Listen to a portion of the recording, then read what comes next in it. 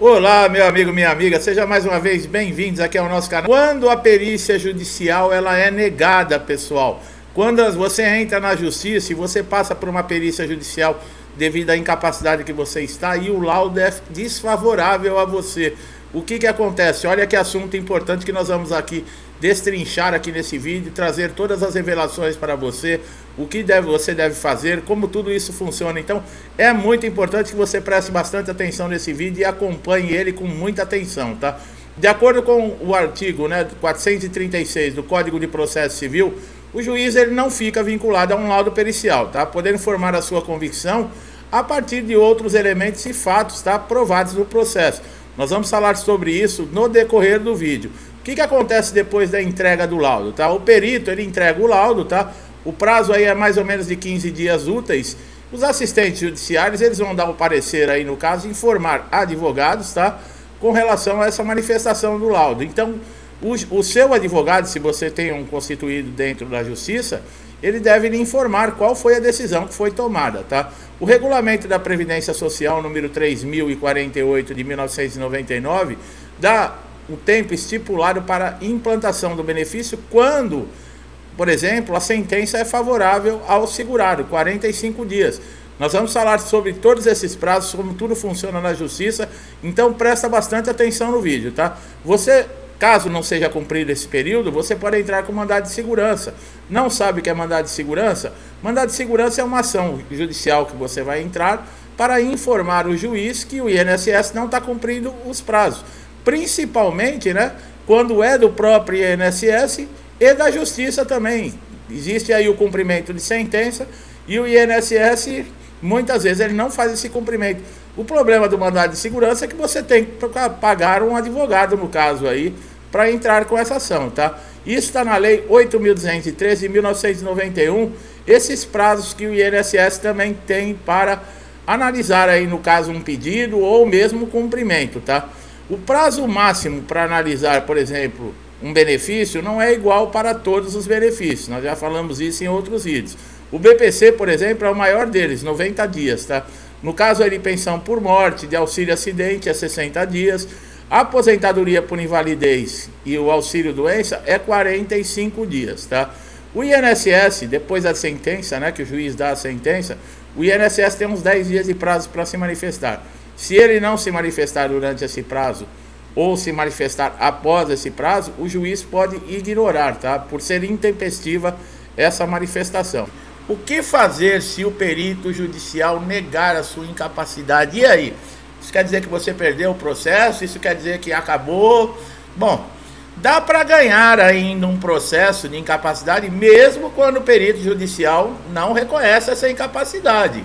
Sim, é possível ter sucesso em um pedido, por exemplo, de incapacidade temporária ou mesmo de incapacidade total e permanente, que seria a aposentadoria por invalidez, mesmo quando o laudo judicial é totalmente desfavorável, tá? Vocês não sabiam disso, né? Pois é, nós vamos explicar. Agora, como eu falei, como é feita uma perícia judicial, A gente fala tanto de perícia judicial e nós já falamos que, por exemplo, o perito, quanto menos você conversar com o perito, melhor. Por quê? Eu já comentei aqui que o perito também, ele tem uma receita para fazer a perícia, tá? Não é assim quando entra um segurado dentro de uma sala, ele age diferente com os segurados. Não, ele age da mesma forma com todos. Por quê? Existe um padrão para ser feita a perícia. E quando esse segurado, por exemplo, ele quebra esse padrão, por exemplo, o perito faz uma pergunta: dói aonde? Aí ele, dói aqui, mas eu também dói aqui, dói lá, dói não sei o que, não sei o que. Isso é um problema. Começa a falar demais, pessoal. Começa a colocar muito problema de saúde, de doença. Ele quebra o padrão da perícia. Por isso que nós sempre falamos: fale com o perito somente o necessário. Por que isso? Olha lá, ó. O artigo 473 do laudo pericial deve conter, o que deve conter numa perícia? A exposição do objeto da perícia, tá? Por que está acontecendo a perícia? Análise técnica ou científica realizada por perito. O que ele tem que fazer? Tem que fazer uma análise técnica, tá? Da situação.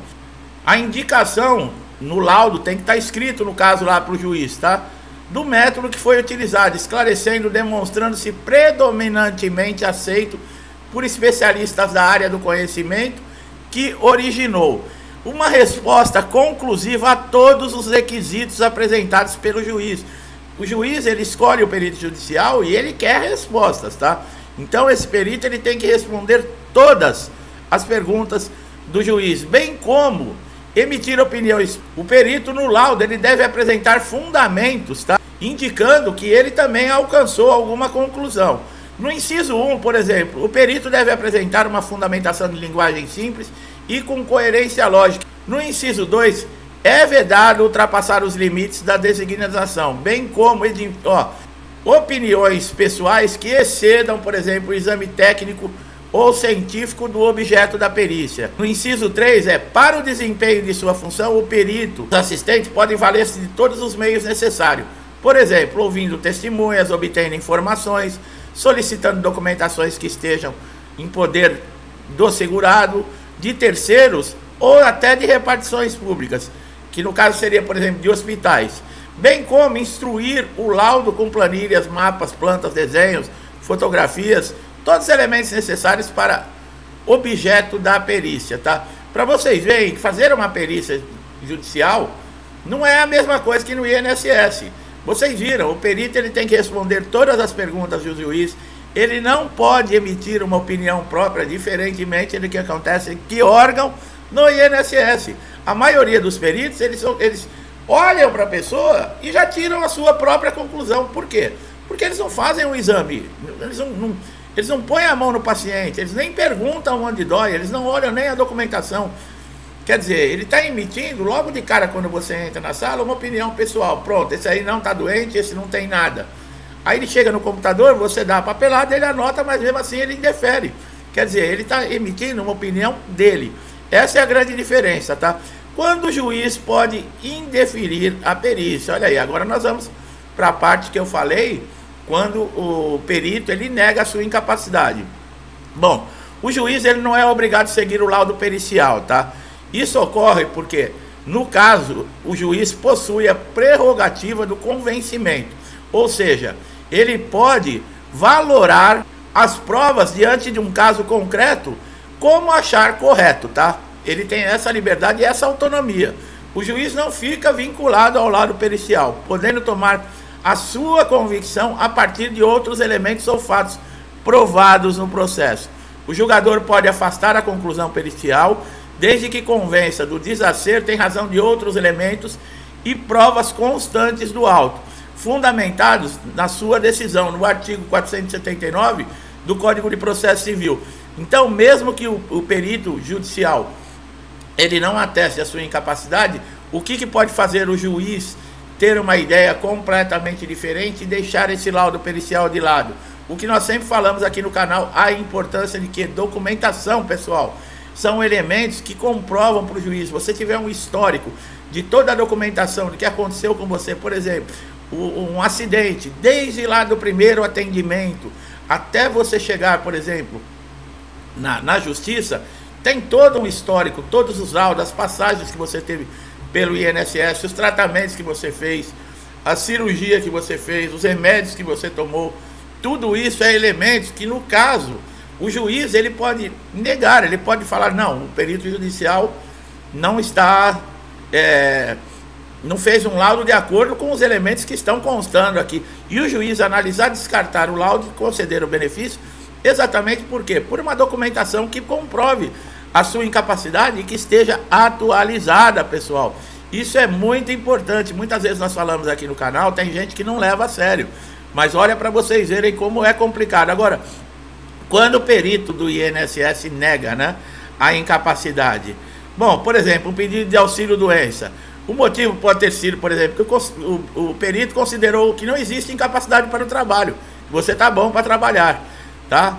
Por quê? Muitas vezes nós falamos de documentação, às vezes deixa faltar uma documentação, por exemplo, um laudo, ele precisa ter o nome do segurado, o nome do médico, carimbo, CRM, assinatura do médico, CID da doença, pessoal, um tempo previsto, mais ou menos, se vai precisar aí para se readequar novamente para voltar a trabalhar, se é uma doença grave ou uma lesão grave que precisa de uma cirurgia, pode ser aconselhado a aposentar por invalidez, tudo isso é bom constar no laudo.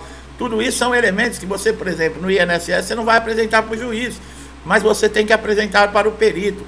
Nós falamos em vídeo atrás que, por exemplo, cumprimento de exigência é uma coisa muito importante. Tem gente que até hoje não tem o portal Meu INSS instalado no seu smartphone, no seu PC ou notebook, acha que não tem necessidade e continua ainda até o INSS ainda perdendo o dia inteiro às vezes, tendo que agendar um comparecimento no INSS, coisa que poderia resolver com muita facilidade da sala de casa. Quando nós falamos dessas partes de documentação, para vocês verem como é importantíssimo, tá? Agora, no caso, se o perito ele negou, você tem direito a pedir uma reconsideração. Se, por exemplo, for o primeiro pedido, você protocolou lá o pedido de auxílio-doença, passou na primeira perícia, negou, você pode pedir uma reconsideração. Se caso for negada novamente, você vai entrar com processo administrativo, tá? Na junta administrativa. Seria melhor conseguir receber, né, e reverter esse resultado dentro do próprio INSS, porque na justiça é aquilo, pessoal, 18, 24 meses, tem todo esse esquema de passar por uma perícia judicial, tá? Vocês viram que não é fácil, tá? Não quer dizer também que entrou na justiça o processo está ganho. Além de você estar um bom tempo aguardando o fim do processo, durante esse período, se é um benefício de incapacidade, você não pode trabalhar.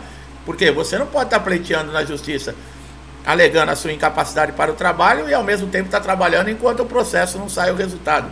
Quer dizer, não tem condições. Você vai precisar, se não tiver ninguém na sua casa que continue pagando as suas contas, você vai precisar da sua família, de um amigo, de alguém para ajudar você. É uma situação muito difícil e muito constrangedora. Mas infelizmente, muitas vezes, o nosso direito não é respeitado, né, dentro do INSS e acaba fazendo com que esse segurado não tenha outra alternativa e parar na justiça. Então é isso, meu amigo e minha amiga. Eu espero que vocês tenham gostado do vídeo, que as informações tenham sido importantes, elucidado para você, tirado dúvidas. Pode ter certeza que esse é um conhecimento muito valioso que vai te ajudar bastante com relação ao INSS. Tem dúvidas sobre qualquer problema no INSS? Faça uma pesquisa aqui no canal, escreva na barra de pesquisas do canal o título, o problema que você está passando, que com certeza você vai encontrar vídeos aqui que vão ajudar você a resolver esse problema de uma forma mais simples. Ou uma informação que você não sabe como que funciona dentro do INSS ou mesmo dentro da justiça. Você só tem a ganhar, tá? Então, se gostou do nosso trabalho aqui, não deixe de dar um like aqui nesse vídeo, se inscrever no canal, ativar o sininho de notificação para você sempre receber nossos conteúdos em primeira mão, tá? Conteúdos diários que podem trazer aquela informação atualizada que vão ajudar você a resolver aquele problema de semanas, de dias ou até de meses e você não encontra uma solução dentro do INSS.